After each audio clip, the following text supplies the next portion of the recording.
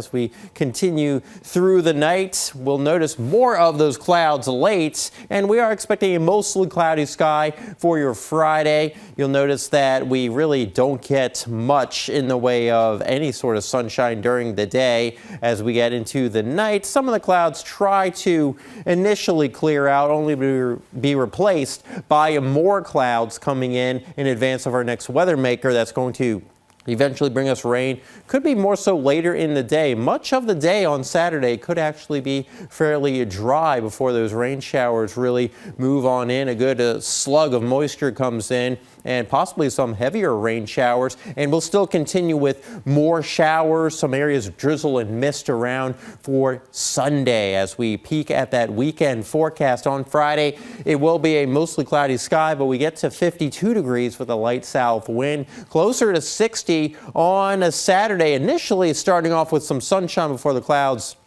really move in, and we do get some of those rain showers later in the day. On Sunday, light rain showers expected, temperatures in the middle 50s. Chilly temperatures for tonight. We will get some more clouds a bit later on in the night. And as we do look ahead to a Friday, mostly cloudy skies, temperatures trying to work their way into the 50s during the afternoon. Winds pretty light from the southeast. And as we check out that 7-day planner, temperatures into the middle and upper 50s over the weekend. Of course, we've got those rain showers later on Saturday, and then into Sunday. Another system will bring us more rain showers on Monday, highs near 60. Could take a break on Tuesday before we get back into some active weather as another front comes on through, and that will cool us down by next Thursday.